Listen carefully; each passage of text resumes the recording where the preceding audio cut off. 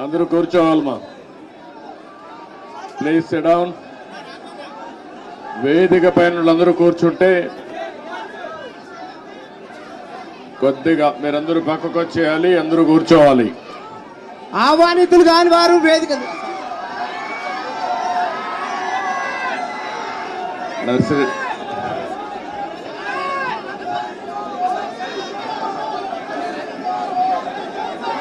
Okay అమ్మా, ఇది అయిపోయినాక నా స్పీచ్ అయినాక తీసుకుంటా, పెట్టుకోండి ఆ ఫోటో అట్లనే. మళ్ళా ఇప్పుడు కాదు, అందరూ కూర్చోవాలి దయచేసి.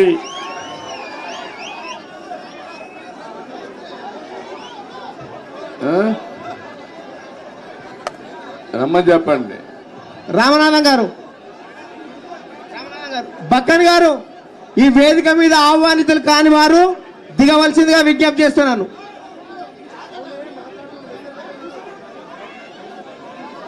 లాస్ట్ లో అమ్మా అయిపోయినాక, మీటింగ్ అయినాక.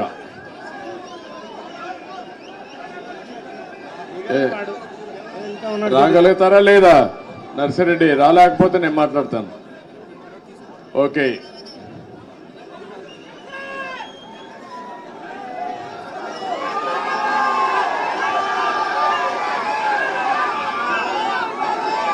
ఈరోజు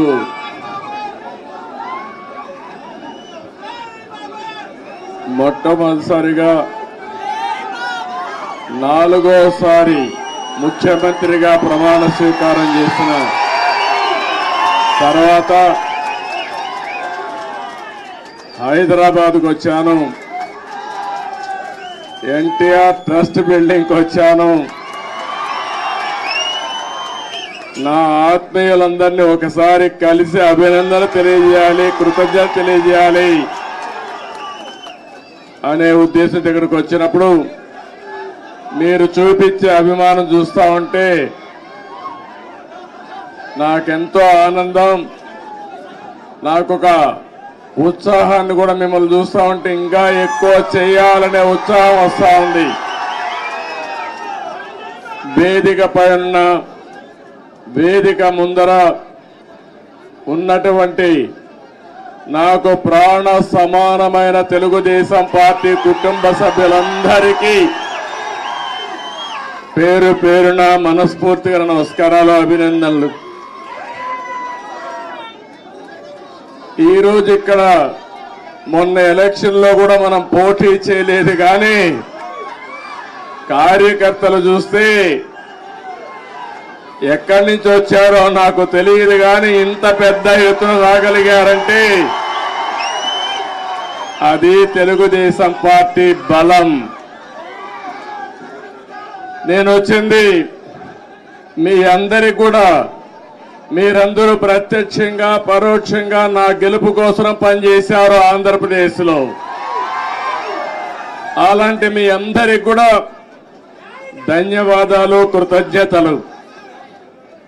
ఒక్క విషయం మనం గుర్తుపెట్టుకోవాలి, మహానాయకుడు, యుగ పురుషుడు నందమూరి తారక రామారావు గారు తెలుగుదేశం పార్టీ పెట్టింది ఈ గడ్డపైనే.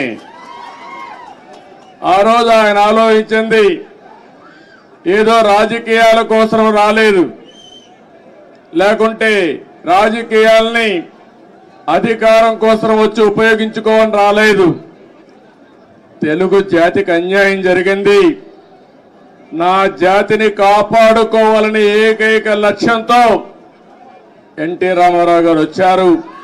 పార్టీ పెట్టిన విధానం కూడా మీరు చూశారు. ఎమ్మెల్యే క్వార్టర్లో ఆ రోజు ఏ విధంగా అయితే 10 మందిని కలవడానికి వచ్చాడు, వస్తే పెద్ద ఎత్తున ప్రజలు వస్తే అప్పటికప్పుడే తెలుగుదేశం పార్టీని నామకరణం చేసి అనౌన్స్ చేశారు. ఈ రోజు కూడా నేను చూస్తున్నా మిమ్మల్ని అందరినీ.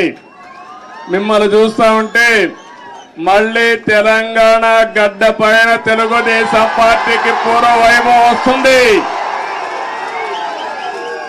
అది స్పష్టంగా కనపడుస్తా ఉంది. మీ ఉత్సాహం చూస్తా ఉంటే ఒక విషయం మనందరం కూడా గుర్తుపెట్టుకోవాలి. ఈరోజు రెండు రాష్ట్రాలు విభజన జరిగినప్పుడు కూడా నేను ఒకటే ఆలోచించాను. నాకు ఇటు తెలంగాణ అటు ఆంధ్రప్రదేశ్ రెండు కళ్ళు లాంటివి. అందుకే ఆ రోజు ఒకే మాట చెప్పాను. నేను ఏ పక్క కూడా సైడ్స్ తీసుకోకుండా రెండు ప్రాంతాల ప్రయోజనాల లక్ష్యంగా పనిచేసిన ఏకైక పార్టీ తెలుగుదేశం పార్టీ.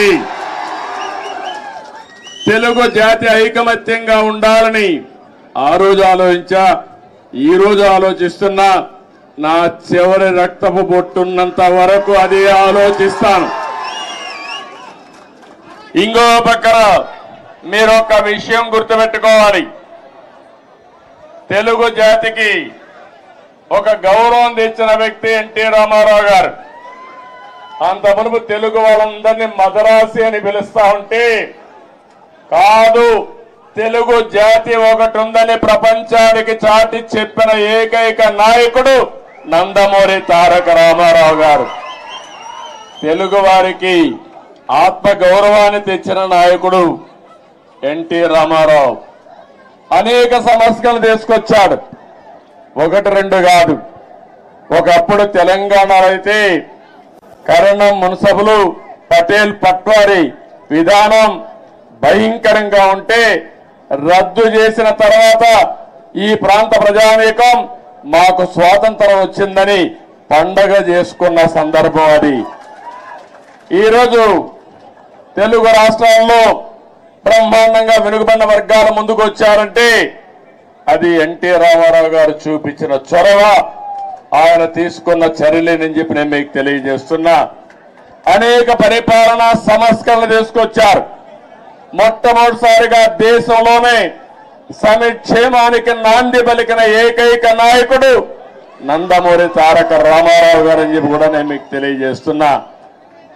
ఆ తర్వాత ఈరోజు మనం పార్టీలో చూస్తా ఉంటే ఎక్కడ చూసినా 20 ఏళ్ళయింది అధికారం పోయి 2004, ఈరోజు 2024. అధికారం పోయిందే గాని మీలో పట్టుదల తగ్గలేదని చెప్పి నేను మీకు తెలియజేస్తున్నా. రోజు రోజుకు అభిమానం పెరుగుతా ఉంది. కొంతమంది నాయకులు పోయారు కానీ కార్యకర్తలు మాత్రం పోలేదు.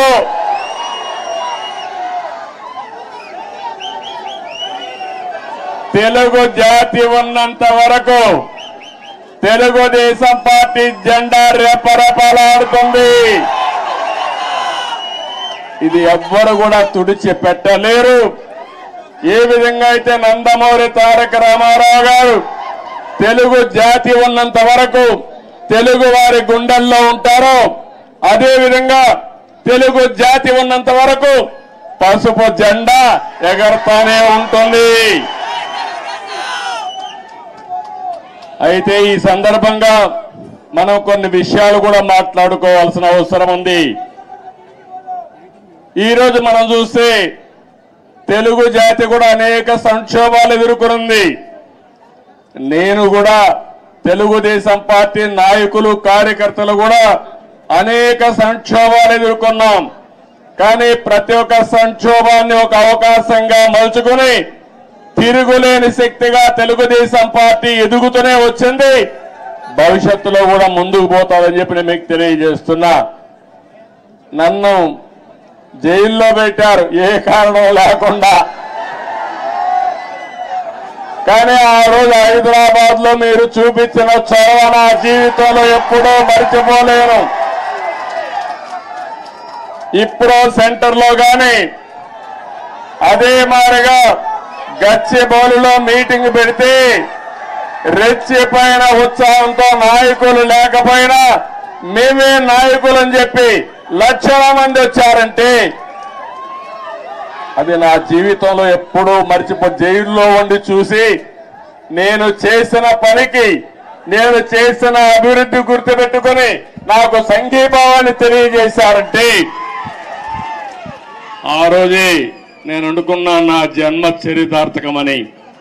ఇక్కడే కాదు, ప్రపంచం మొత్తం అన్ని 70-80 దేశాలు, ఆ దేశాల పేర్లు కూడా నాకు తెలియవు, కానీ తెలుగువారు అక్కడికి వెళ్ళి 53 రోజులు రోడ్డెక్కి నిరసనలు తెలియజేశారు.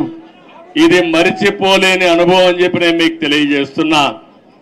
ఈ సందర్భంగా మనందరం ఒకటే గుర్తుపెట్టుకోవాలి, ఈరోజు రాష్ట్రంలో తెలుగు జాతి ఎన్టీ రామారావు గారిని ఎప్పుడూ మరిచిపోలేరు. అదే సమయంలో ఈ దేశానికి ఒక దిశ చూపించిన వ్యక్తి పివి నరసింహారావు గారు అని చెప్పి కూడా నేను మీకు తెలియజేస్తున్నా.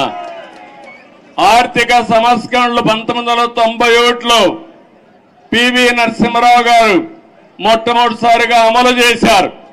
అప్పటి నుంచి ఈ దేశంలో సంపద సృష్టించడం సులభమైంది. అలాంటి ఇద్దరు నాయకులు ఈ గడ్డ మీద పుట్టడం తెలుగువారి అదృష్టం అని చెప్పి మరొకసారి తెలియజేస్తున్నా. ఎంతో మంది నాయకులు పోరాడారు, ఎన్నో త్యాగాలు చేశారు. కానీ ఇటీవల కాలంలో ఈ ఇద్దరు నాయకుల యొక్క సమాజం హితం కోసం చేసిన పనులు మనం ఎప్పుడు మర్చిపోలేమని చెప్పి తెలియజేసుకుంటున్నారు. ఇంకో పక్క రాజకీయం అంటే సొంత వ్యాపారాలు చేసుకోవడం కాదు, భావోద్వేగాలు రెచ్చగొట్టడం కాదు, ప్రజల జీవితాల్లో వెలుగు చూపించగలిగింది నిజమైన రాజకీయం అని చెప్పి కూడా నేను మీకు తెలియజేస్తున్నా. మీరు ఒక్కసారి ఆలోచిస్తే తెలుగుదేశం ముందు, తెలుగుదేశం తర్వాత తెలుగు వారి చరిత్ర రాయాలంటే చాలా సులభంగా రాసే అవకాశం ఉంటుంది. ఇప్పుడు హైదరాబాద్ని మీరు చూస్తున్నారు, 95 ముందు ఒక్కసారి మీరు ఆలోచించుకోండి.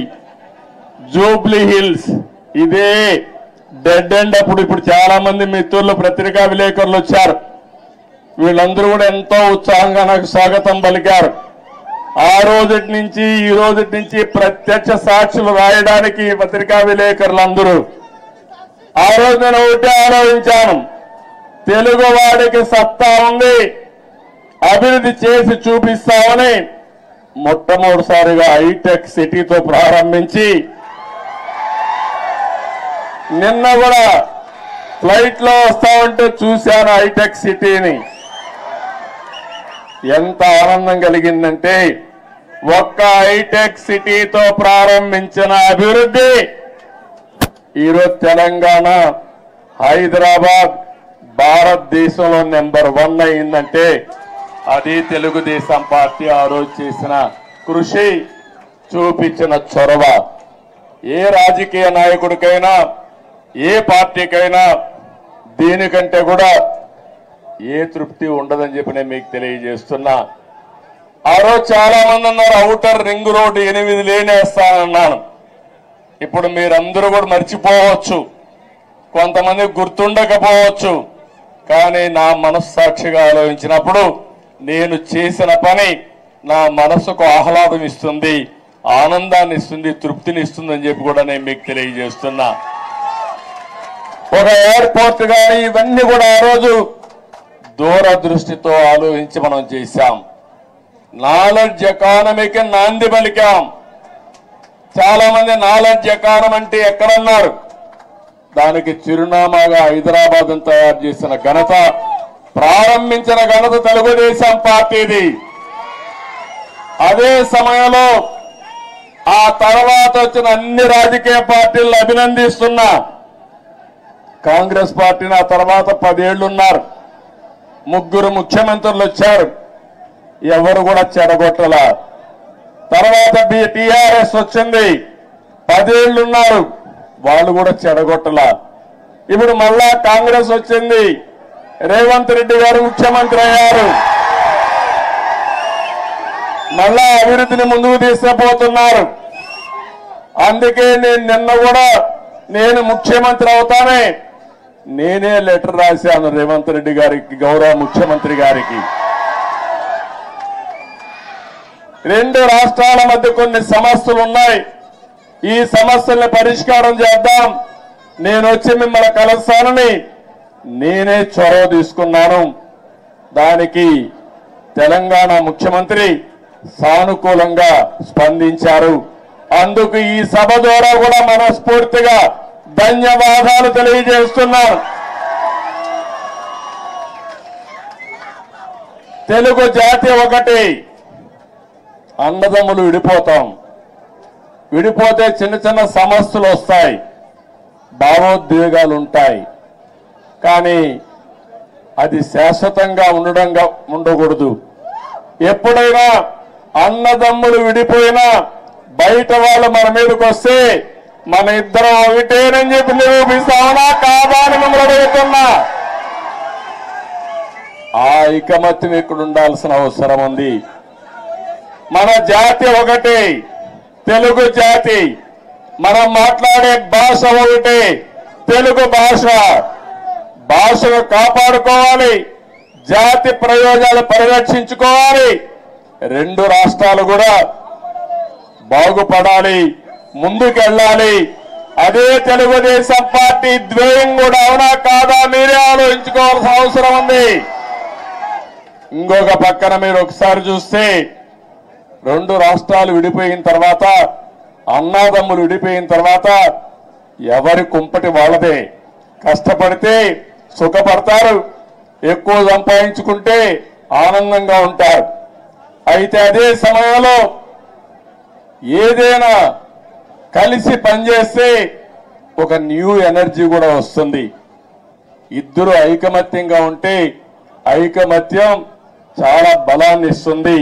ఒకప్పుడు 42 మంది ఎంపీలు ఉండేవాళ్ళు ఆంధ్ర రాష్ట్రంలో. దగ్గర ఒక 18 మందో 16 మందో రాజ్యసభ మెంబర్లు ఉండేవారు. ఇప్పుడు రెండు రాష్ట్రాలు విడిపోయిన తర్వాత తగ్గిపోయినాయి. కానీ ఏ సమస్య వచ్చినా నేను ఒకటే చెప్తున్నాను, నాకు ఆంధ్రప్రదేశ్ అనే తెలంగాణని కాకుండా రెండు రాష్ట్రాల ప్రయోజనాలు, తెలుగు జాతి ప్రయోజనాలు కాపాడడానికి ముందరుంటాను. కొంతమంది ఆలోచిస్తున్నారు గొడవలు పెట్టుకుంటే సమస్యల పరిష్కారం అవుతాయని. గొడవలు పెట్టుకుంటే నీళ్లు రావు, సమస్యల పరిష్కారం కావు, అభివృద్ధి జరగదు. దానివల్ల లాభం కంటే ఎక్కువ నష్టం వస్తుంది. ఆ విధంగా కాకుండా ఎక్కడికక్కడ సానుకూలంగా చర్చల ద్వారా ఏదైనా సమస్యలుంటే పరిష్కారం చేసుకుని ముందుకు పోవడంలో రెండు రాష్ట్రాలు కూడా ముందుకు పోవాల్సిన అవసరం ఉంది. ఇంకొక విషయం కూడా మనం గుర్తుపెట్టుకోవాలి, రెండు రాష్ట్రాల్లో మనోభావాలు ఉన్నాయి. ఒకప్పుడు సమైక్య ఆంధ్రప్రదేశ్ లో కూడా తెలంగాణలో ఒక మనోభావాలు ఉండేటివి, రాయలసీమలో ఇంకొక విధంగా ఆలోచించేవాళ్ళు, ఉత్తరాంధ్ర ప్రజానీకం ఒక విధంగా ఆలోచించేవాళ్ళు. దానికి కారణం ఎక్కడికక్కడ సమస్యలు, అక్కడుండే ప్రత్యేకమైన పరిస్థితులు ఉంటాయి. కానీ ఈ రోజు కూడా సమస్యలు ఉంటాయి, మనోభావాలు ఉంటాయి. అందరి మనోభావాలను గౌరవిస్తూనే ఎక్కడికక్కడ ఐకమత్యంగా పోయి ఇచ్చిపుచ్చుకునే ధోరణిలో సమస్యలు పరిష్కారం చేసుకోగలిగితే దానికంటే ఇంకొకటి ఉండదని చెప్పి కూడా నేను మీకు తెలియజేస్తున్నా. ఇంకొక విషయం కూడా ఇక్కడ కూడా మీరు చూస్తున్నారు, ఈరోజు ఇక్కడ కాంగ్రెస్ ప్రభుత్వం ఉంది, ఆంధ్రప్రదేశ్ లో ఎన్డీఏ ప్రభుత్వం ఉంది. రెండు ప్రభుత్వాలు ఇవి. అలాంటప్పుడు ఒకరికో ఒక ఆలోచనలు ఉంటాయి, సిద్ధాంతపరంగా కొన్ని ఆలోచనలు ఉంటాయి. కానీ ఏ ఉన్నా తెలుగు జాతి ప్రయోజనాలు వచ్చినప్పుడు మాత్రం అందరం కలిసి పనిచేసుకోవాల్సిన అవసరం ఉందని చెప్పి కూడా నేను మీకు తెలియజేస్తున్నా. ఆ దిశగానే నిన్న చర్చలు జరిగాయి. ఆ చర్చలు చాలా వరకు ముందుకు తీసుకుపోతాయని కూడా నేను ఆశిస్తున్నా. కొంతమంది ఆలోచిస్తున్నారు ఆ ఆలోచనలు మంచివి కాదు. నేను ఒకటే చెప్తున్నా, ఆ రోజు కూడా ఇన్ని జరిగితే చాలా మంది చాలా విషయాలు మాట్లాడితే నేను చేసిన అభివృద్ధిని కూడా కొంతమంది వక్రీకరించి మాట్లాడారు. కొంతమంది అన్నారు నువ్వు మొత్తం హైదరాబాద్ నే అభివృద్ధి చేసావు కాబట్టి రాష్ట్రం విడిపోయిందని కూడా శాపనార్థాలు పెట్టిన వాళ్ళు కొంతమంది ఉన్నారు నా మీద. నేను ఒకటే ఆ రోజు చెప్పాను, ఆ రోజు కానీ ఈ రోజు కానీ ముందు ఒక ప్రాంతం అభివృద్ధి కావాలి, అది రాజధానితో ప్రారంభమవుతుంది, అది చివరికి మారుమూల ప్రాంతాలకు కూడా స్ప్రెడ్ అవుతుందని చెప్పి ఆ రోజు చెప్పా. ఆ విషయం చాలా మంది మర్చిపోయి అనేక విధాలుగా మాట్లాడే పరిస్థితికి వచ్చారు. ఈరోజు ఒక్క ఉదాహరణ చెబుతున్నాను మీ అందరికీ. తెలంగాణ ఆంధ్రప్రదేశ్ రాష్ట్రాలు 2 రాష్ట్రాలుగా విడిపోయాం. విడిపోయిన తర్వాత 10 సంవత్సరాల సుదీర్ఘ పరిపాలన 2 రాష్ట్రాల్లో జరిగింది. అనేక రాజకీయ మార్పులు చేర్పులు కూడా వచ్చాయి. మీరు చూస్తే నేను ముఖ్యమంత్రి అయినప్పుడు మొట్టమొదటిసారిగా 2014లో రాష్ట్రం విడిపోయినప్పుడు తెలంగాణ ఆంధ్రప్రదేశ్ తలసరి ఆదాయం 35% వ్యత్యాసం. అంటే తెలంగాణ 35% తలసరి ఆదాయం ఎక్కువ ఉంది. దానికి కారణం హైదరాబాద్ నగరం. అయితే నేను బాగా కష్టపడి 2019 నుంచి 24 వరకు కష్టపడితే 14 నుంచి 19 వరకు కష్టపడితే ఆ వ్యత్యాసాన్ని 27.5%కి తగ్గించాను. అంటే 35 నుంచి 27.5 అంటే 7.5%కి తగ్గింది. మళ్ళా ఒక ప్రభుత్వం వచ్చింది, విధ్వంస ప్రభుత్వం వచ్చింది. 5 ఏళ్లు ఇష్టానుసారంగా చేశారు. ఈ రోజు ఎంతవరకు పోయిందంటే 44% పెరిగిపోయింది. అంటే మీరందరూ గుర్తుపెట్టుకోవాలి, కుండ వాళ్ళందరూ కూడా, విభజన వల్ల జరిగిన నష్టం కంటే పాలన వల్ల 5 సంవత్సరాల నష్టం జరిగే పరిస్థితి వచ్చింది. అదే ఈసారి రాకపోయింటే తెలంగాణకు ఆంధ్ర రాష్ట్రానికి 100% వ్యత్యాసం వచ్చేసేది. కానీ ఒకటే నేను కోరుకుంటున్నా, తెలంగాణ ఒక స్థాయికి వచ్చింది. దేశంలోనే మీరు ఒక్కసారి ఆలోచిస్తే హైయెస్ట్ పర్ క్యాపిటా ఇన్కమ్ ఉండే రాష్ట్రం తెలంగాణ రాష్ట్రం. పెద్ద రాష్ట్రాల్లో 3,08,732 రూపాయలు తలసరి ఆదాయం గుజరాత్ కంటే ఎక్కువైంది, మహారాష్ట్ర కంటే ఎక్కువైంది, కర్ణాటక కంటే ఎక్కువయ్యే పరిస్థితి వచ్చింది. ఇప్పుడు ఆంధ్రప్రదేశ్ చూస్తే 2,19,518.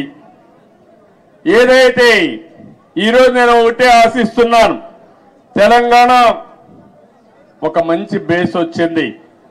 దీన్ని నెక్స్ట్ లెవెల్కు తీసుకుపోవడానికి ఇక్కడ పాలకులకు అవకాశం ఉంది. ఆంధ్రప్రదేశ్ ఇబ్బందుల్లో ఉంది. కానీ నేను ఒకటే చెప్పాను, ఇబ్బందులు అధిగమించి మళ్ళీ ఆంధ్రప్రదేశ్ ను కూడా గట్టెక్కించే బాధ్యత, అభివృద్ధి చేసే బాధ్యత నేను తీసుకుంటానని చెప్పి కూడా నేను మీకు తెలియజేస్తున్నా. నా ఆలోచన ఒకటే, ఒక్క విషయం మీరందరూ గుర్తుపెట్టుకోవాలి. నేను పదే పదే చెప్తున్నాను, కొంతమందికి నమ్మకాలు ఉండవు. నేను ఎప్పుడో తయారు చేశాను విజన్ 2020 అని. కొంతమంది అన్నారు ఇది ఎక్కడ విజన్, ఇది 420 అని కూడా మాట్లాడారు. కొంతమంది నేను సెల్ ఫోన్స్ గురించి మాట్లాడితే సెల్ ఫోన్ తిండి పెడుతుందని కూడా మాట్లాడారు. ఇక్కడే నేను హైదరాబాద్ లో ఖైరతాబాద్ రోడ్లన్నీ వెడల్పు చేశాం. వెడల్పు చేస్తే చేయకూడదని అడ్డం పడ్డారు. ప్రజలు ఒప్పుకున్నా, నాయకులు ఒప్పుకోలేదు ఆ రోజుల్లో. కానీ అవన్నీ నేను పట్టించుకోలేదు, ముందుకెళ్ళాం. ఈరోజు మళ్ళా మీ అందరికీ ఒకటే చెప్తున్నాను, 2047కి భారతదేశం ప్రపంచంలోనే నెంబర్ 1 గా గాని ఉంటుంది. వికసిత్ భారత్. నరేంద్ర మోడీ గారు మాట్లాడుతున్నారు.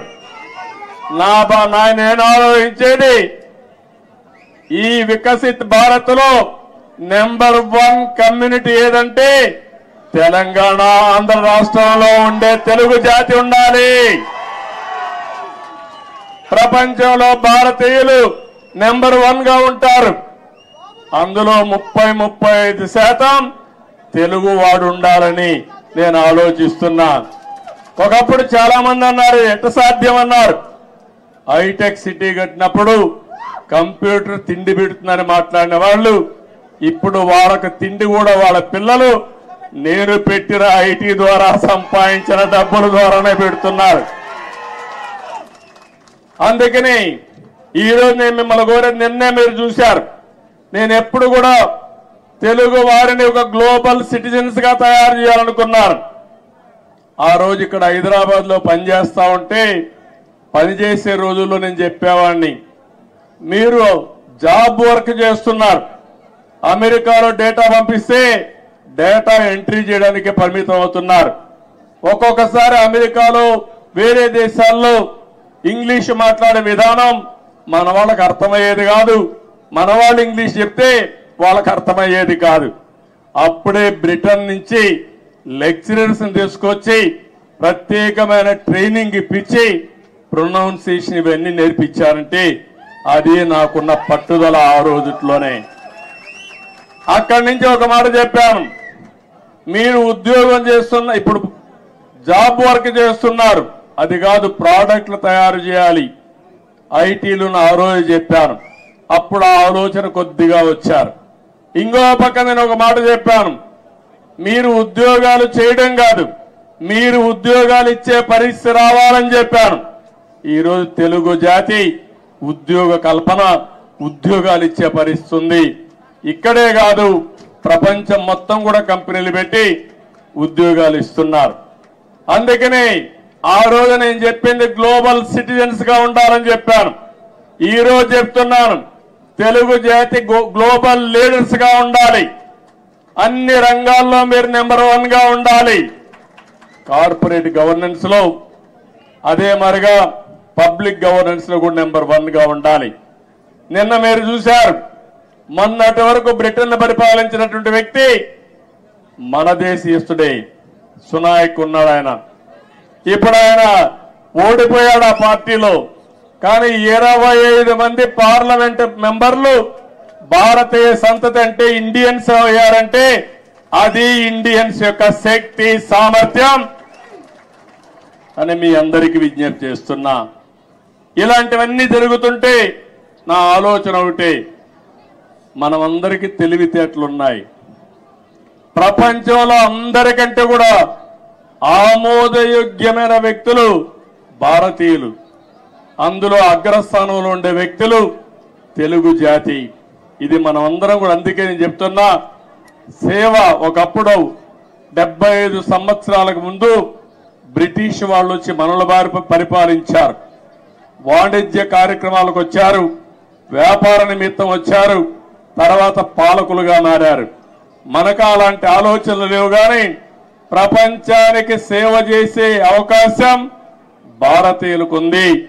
సర్వీస్ ద్వారా, కంపెనీల్లో పనిచేసే ద్వారా, లేకపోతే రాజకీయాల్లో కూడా ప్రజలకు సేవ చేసే అవకాశం మన వాళ్ళకు ఉంది. దానికి కారణం ఎక్కువ యంగ్స్టర్స్ ఉన్నారు, టెక్నాలజీ బాగా నేర్చుకున్నారు, మంచి నాయకత్వాన్ని ఇస్తున్నారు. ఇవన్నీ కూడా ప్రోత్సహించి 2047కి ప్రపంచంలో 30% అగ్రస్థానంలో తెలుగు జాతి ఉండాలి. దానికోసం నేను పనిచేస్తా. నాకు తెలంగాణ అని, ఆంధ్ర అని కాదు, తెలుగు వారి అభివృద్ధి కోసం నిరంతరం పనిచేస్తారని మరొక్కసారి మీ అందరికీ తెలియజేస్తున్నా. నాకు ఈ జాతి అన్నీ ఇచ్చింది, ఏ నాయకుడికి ఇవ్వని గౌరవం నాకు ఇచ్చింది. 9.5 సంవత్సరాలు ముఖ్యమంత్రి. ఈ యొక్క స్వాతంత్రం వచ్చిన తర్వాత, రాష్ట్రం ఏర్పడిన తర్వాత సమైక్య ఆంధ్రప్రదేశ్ లో కూడా 9.5 సంవత్సరాలు ఎవరు లేరు. 10 సంవత్సరాల అపోజిషన్ లీడర్ని. నా రికార్డు ఇంకెవరూ బ్రేక్ చేయడానికి కూడా అవకాశం లేదు, ఇది 2 రాష్ట్రాలుగా విడిపోయింది కాబట్టి. అలాంటప్పుడు ఒకటే నేను ఆలోచిస్తున్నా, మళ్ళీ నాకు పునర్జన్మ అంటూ ఉంటే తెలుగు గడ్డపైనే పుట్టాలని భగవంతుని మనస్ఫూర్తిగా కోరుకుంటున్నా. అందుకని నిన్ననే మనం ప్రారంభించాం. ఆ ప్రారంభం రాబోయే రోజుల్లో అధికార కమిటీలు వేసుకున్నాం. అదే మరి 2 రాష్ట్రాల సమస్యల్ని సామరస్యంగా చర్చల ద్వారా పరిష్కారం చేయాలని ముందుకెళ్ళాం. ఇంకా రాబోయే రోజుల్లో అవన్నీ ఒక దారికి తీసుకుపోయి రాజకీయాలు ఎన్నైనా ఉండొచ్చు, కానీ ఆ రాజకీయాలు జాతి ప్రయోజనాలే ముఖ్యంగా మనం పనిచేస్తే ఏ సమస్య ఉండదని చెప్పి కూడా నేను మీకు తెలియజేస్తున్నా. ఈరోజు మీరు ఒక్కసారి చూస్తే నేను తిరగని ప్రాంతం లేదు తెలుగు నేల పైన. ఆదిలాబాద్ మొదలుకొని శ్రీకాకుళం వరకు తెలియని గ్రామం లేదు, తెలియని ప్రజానీకం లేదు. అలాంటి ప్రజలందరినీ చూశాను. ఇప్పుడు కూడా అదే అనిపిస్తుంది నాకు. ఇక్కడికి వచ్చినప్పుడు మీ యొక్క ఎనర్జీ చూసిన తర్వాత, మీ ఉత్సాహం చూసిన తర్వాత దీనికంటే ఏ నాయకుడైనా ఏమైనా కోరుకుంటామని అడుగుతున్నాను. మీరు నాకు అధికారాన్ని ఇచ్చారు, తిరిగి నేను సేవాభావంతో అనేక కార్యక్రమాలు చేశా. అది నా జీవితంలో దానికంటే ఇంకేం కోరుకునేది లేదు. కానీ నేను ఒకటే చెప్తాను, నా జీవితం ఉన్నంత వరకు, చివరి రక్తపు బొట్టు ఉన్నంత వరకు ప్రజలకు ఏం చేయాలో అవన్నీ చేస్తానే ఉంటాను. ఇప్పుడు నేను ఆలోచించే విధానం మీరు చూస్తే రాబోయే 30 ఏళ్లలో ఏం జరుగుతుందో ఇప్పుడే ఊహించి దానికి ఒక విజన్ తయారు చేసుకుని ముందుకు పోవాలనేది నా మనస్తత్వం. అందుకే ఈ సందర్భంగా నేను మిమ్మల్ని అందరినీ ఒకటే కోరుతున్నా. మీ తెలంగాణలో మా తమ్ముడు ఇప్పుడే చెప్తున్నాడు, మొన్న ఆంధ్రప్రదేశ్ లో ఎన్నికలు వచ్చాయి. ఎన్నికలు వస్తే నేను వినూత్నంగా ఆలోచించాను. ఈసారి అందరినీ సీనియర్స్ నే కాకుండా యంగ్స్టర్స్ తీసుకొచ్చాను, రీస్ట్రక్చరింగ్ ప్రారంభించాను. యువకుల్ని, ఉత్సాహవంతుల్ని, చదువుకున్న వాళ్ళని సామాజిక న్యాయమే ధ్యేయంగా పెట్టుకుని అందరినీ మంచి వ్యక్తులు తీసుకొచ్చాను. ఆ యొక్క ఇది మీరు చూస్తే బ్రహ్మాండంగా ప్రజలు కూడా బ్రహ్మరథం పట్టారు. తెలుగుదేశం చరిత్రలో ఇంత పెద్ద విజయాన్ని నేను ఎప్పుడూ చూడలేదు. 82, 84 ఆగస్టు క్రైసిస్ తర్వాత 85, తర్వాత 94, 99 ఎప్పుడూ చూడలేదు. ఒక సునామీ వచ్చింది. ఆ సునామీకి ఎక్కడికక్కడ అందరూ కూడా కొట్టుకుపోయే పరిస్థితికి వచ్చారు. అది చూసిన తర్వాత మా తమ్ముడు అంటున్నాడు, అంటే ప్రజాస్వామ్యంలో మీరు ఒక్క విషయం గుర్తుపెట్టుకోవాలి, రాజులు లేరు, నియంతలు లేరు. ఎవరైనా విర్ర వీగితే ఎక్కడికి పంపించాలని మీరే పంపిస్తారు. అందుకే నేను ఇప్పుడు కూడా చెప్తున్నా మా మంత్రులకి అందరికీ, అక్కడ విర్ర వేగొద్దండి, భూమి మీద నడవండి, ఆకాశం నడవద్దండి. ప్రజలకు మనం సేవ చేయాలి కానీ మనము ప్రజలకు సేవకులు కానీ పెత్తందారులు కాదు. ఆ విషయం గుర్తుపెట్టుకోమని అందరికీ ఎప్పటికప్పుడు హితబోధ చేస్తున్నా. అందుకే ఒక మాట అన్నాను నేను, సిబిఎన్ 95 2024 కాదు, సిబిఎన్ 95లో ఏ విధంగా పనిచేశాడో అదే విధంగా పనిచేస్తానని నిన్నే చెప్పాను. ఆ రోజుట్లో మీరు నాతో తిరిగిన వాళ్ళు ఇక్కడ ఈ గడ్డ మీద చూసుంటారు. 90 రోజులు తిరిగాను హైదరాబాద్ లో. ఆకస్మిక తనిఖీలు, తెల్లవారుజామున లేచి అందరి తలుపు తట్టి నిద్ర లేపి సమస్యలు తెలుసుకుంటూ పరిష్కారం చేసిన రోజులు అవన్నీ. అలాంటివి చాలా చేశాం. ఆ రోజు చేసిన కార్యక్రమాలే మీరు చూస్తే శ్రమదానం, అదే మరి జన్మభూమి, అదే మారిగా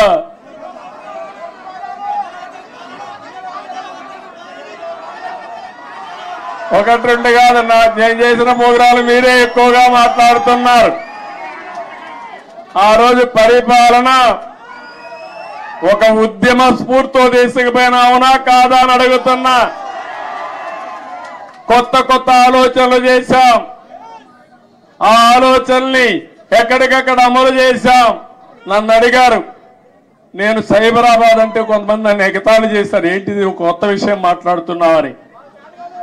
ఆ రోజు సికింద్రాబాద్, హైదరాబాద్ ఉంది. నేను ఆలోచించాను ఏ పేరు బాగుంటుందని. సరైన నేమం ఇన్ఫర్మేషన్ టెక్నాలజీ వచ్చింది, సైబరాబాద్ అని పేరు పెడదామని పెట్టి కడాన అమెరికా అధ్యక్షుడు బిల్ క్లింటన్ పిలిపించినప్పుడు నామకరణం చేశాం. మన టెక్నాలజీ ఆయన చూసి ఆ రోజుల్లోనే ఆశ్చర్యపోయాడు, ఒక హైదరాబాద్ లో టెక్నాలజీ ఇంత అడాప్ట్ చేసుకున్నారని. అది నా స్వార్థం కోసమో కొంతమంది స్వార్థం కోసం కాదు, జాతి ప్రయోజనాల కోసం మనం చేయడం జరిగింది. ఇక్కడుండే నాయకులందరికీ మీ అందరికీ ఒకటే చెప్తున్నాను, 20 ఏళ్లుగా అపోజిషన్ లో ఉన్నాం.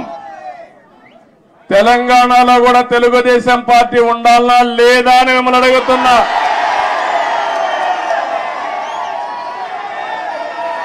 తెలుగు వారి ప్రయోజనాల కోసం తెలుగుదేశం పార్టీ ఉండాలనా లేదా అని మిమ్మల్ని అడుగుతున్నా.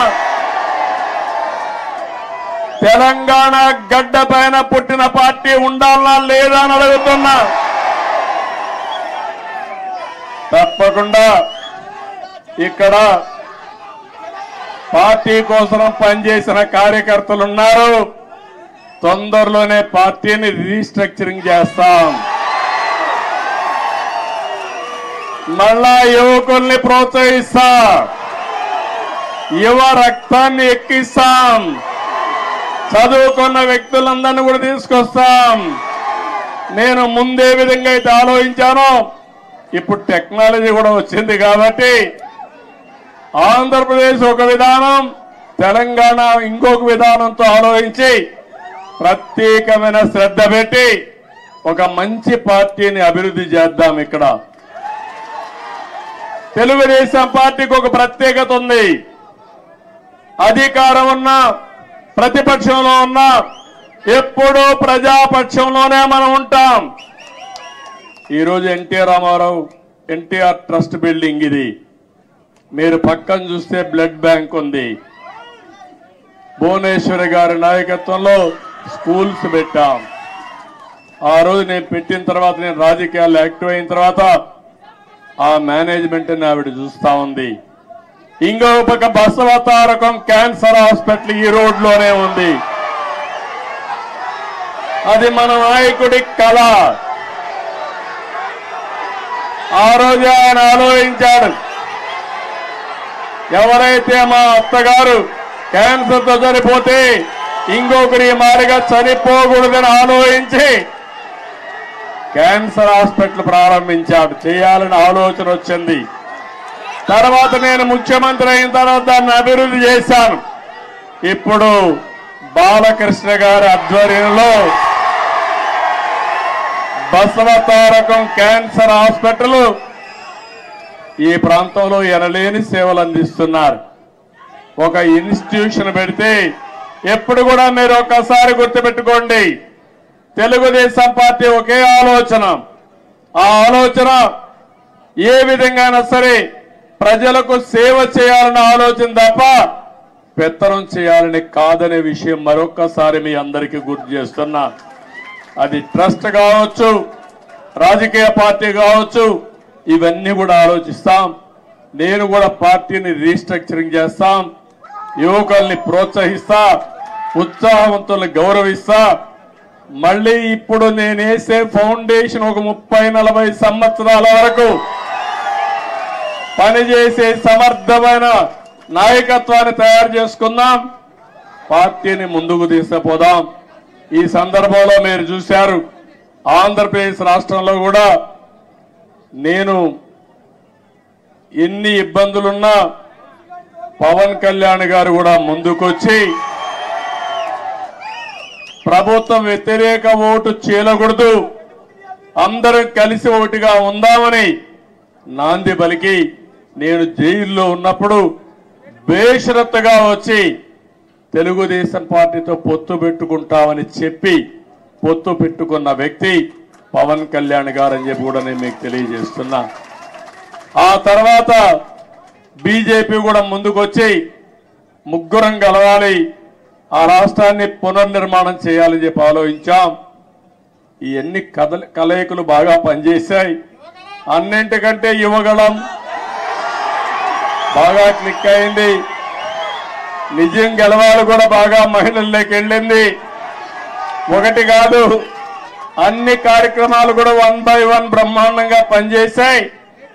కడాన నేను ఒక మాట చెప్పాలి, తెలంగాణ నుంచి ఎన్నికల ముందు రోజైతే 60-70 ట్రైన్లు వచ్చాయి. మామూలు కాదు, ఒక్కొక్క ట్రైన్ ఫుల్గా వచ్చారు. ఏసీ ట్రైన్లో పట్టరాని విధంగా మనుషులందరి దగ్గర ఒకసారి ఏసీ గాని ఆఫ్ అయిపోతే సఫకేషన్ వస్తే ఏమవుతుందో తెలియదు. అది కూడా పట్టించుకోకుండా ఎట్టి పరిస్థితుల్లో మేము ఓటు వేయాలని ఊరు ఊరు కదిలొచ్చారు. కొంతమంది ఇక్కడ ఈ ప్రాంతం నుంచి పేదవాళ్ళు, చిన్న చిన్న పనులు చేసుకునేవాళ్ళు, వంట తయారు చేసుకుని క్యారియర్ పట్టుకొని వచ్చి ఓటేసి మళ్ళా తిరిగి వచ్చారంటే ఏ విధంగా వాళ్ళు రుణం తీర్చుకోవాలో నాకైతే అర్థం కావడం లేదు. చాలా మంది ఎన్ఆర్ఐలు అమెరికా నుంచి, ఆస్ట్రేలియా నుంచి, ఆఫ్రికా నుంచి, వివిధ దేశాల నుంచి లక్షల రూపాయలు ఖర్చు పెట్టుకుని ఒక ఓటేసిపోయారంటే, కొన్ని నెలలు ఇక్కడే ఉండి గ్రామాల్లో తిరిగి పనిచేశారంటే వాళ్ళందరి రుణం తీర్చుకోవాల్సిన అవసరం ఉంది. అందరి కలయిక, అందరూ కలిసి పనిచేయడమే. మొన్న రాష్ట్ర ఎన్నికల్లో ఒక సునామీ వచ్చింది. ఈ సునామీ మా తమ్ముళ్ళు చెప్పినట్టు సైకోనే కాదు, అక్కడ భూతం ఉంది.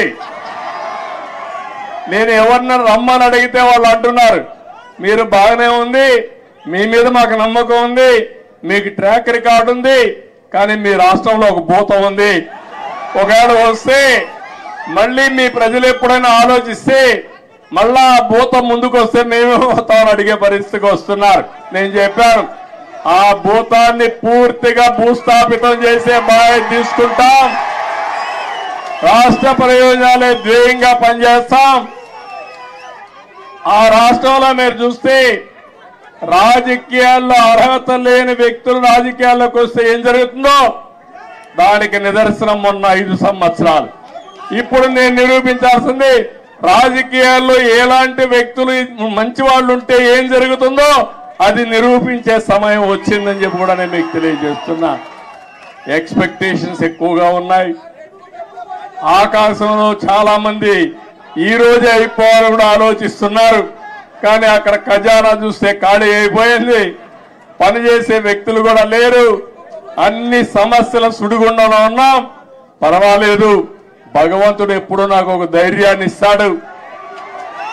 ఎప్పుడు కూడా సంక్షోభంలో అవకాశాలు వెతుక్కోవడం నా నైజం. తప్పకుండా మళ్ళా అలాంటి అవకాశాలు ఎదుర్కొని ఎక్కడికక్కడ ముందుకు పోతాం. 95లో అదే జరిగింది. హైదరాబాద్ లో కూడా ఆ రోజు జీతాలు ఇవ్వలేకపోయా. 2004 కంత బెస్ట్ ఎకానమీగా తయారు చేశాం. కష్టాలు తెలిసిన పార్టీ తెలుగుదేశం పార్టీ, ప్రజల ఇబ్బందులు తెలిసిన పార్టీ తెలుగుదేశం పార్టీ. ఇవన్నీ చేస్తామని చెప్పి తెలియజేసుకుంటూ మరొకసారి మీ అందరినీ మనస్ఫూర్తిగా అభినందిస్తున్న ఇక్కడ మీడియా కూడా ఉన్నారు. మాకు సీట్లు లేకపోయినా, ఎన్నికల్లో పోటీ చేయకపోయినా, ఎప్పుడొచ్చినా మా పార్టీ విషయాలు కానీ నన్ను కానీ బాగా ప్రొజెక్ట్ చేసిన మీడియాకు కూడా మనస్ఫూర్తిగా ధన్యవాదాలు. ఇక్కడ కూడా కొన్ని ఉంటాయి, మీడియాలో కూడా బాధ లేదు. ఏది వాస్తవం అవి చెప్తే సరిపోతుంది. కొంతమంది కావాలని ఇప్పుడు కూడా వక్రీకరించి చేస్తూనే ఉన్నారు. ఏం బాధ లేదు. నేను కూడా ఎంతమంది వక్రీకరించి మాట్లాడినా ప్రజలకు మిమ్మల్ని అందరినీ కూడా స్ట్రైటన్ చేసి, మేము జవాబుదారీతనమే కాదు మీడియా కూడా జవాబుదారీతనం తీసుకుడిగా చేయాల్సిన బాధ్యత ఈ ప్రజాస్వామ్యంలో ఉంది.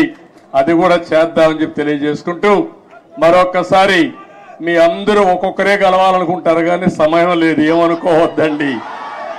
సమస్యలు కోకొల్లలున్నాయి. ఆ సమస్యలన్నీ పరిష్కారం చేయాల్సిన బాధ్యత నాకుంది. తొందరలోనే మళ్ళీ వస్తా, పార్టీ ఆఫీసులో టైం ఇస్తా, అందరితో కలుస్తా, ముందు అక్కడ సెట్ చేసి మళ్ళా మీ దగ్గరకు వచ్చి ఎప్పటికప్పుడు మీకు అందుబాటులో కూడా ఉంటానని చెప్పి తెలియజేసుకుంటూ మరొక్కసారి ఈరోజు మీ ఉత్సాహం చూశాను, అభిమానం చూశాను. నా జీవితంలో ఎప్పుడూ మర్చిపోలేను.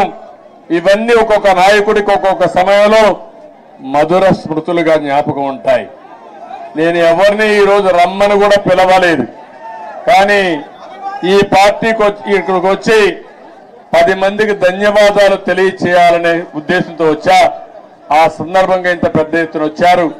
మీ అందరికీ పేరు పేరున మనస్ఫూర్తిగా కూడా శిరస్సు వంచిన నమస్కారాలు తెలియజేసుకుంటూ, మీకే కాకుండా తెలంగాణ మారుమూల ప్రాంతాల్లో ఉండే తెలుగుదేశం పార్టీ శ్రేయోభిలాషులందరికీ మనస్ఫూర్తిగా అభినందనలు, ధన్యవాదాలు తెలియజేసుకుంటూ అందరికీ నమస్కారాలు. జై హింద్, జై తెలుగుదేశం, జై తెలంగాణ.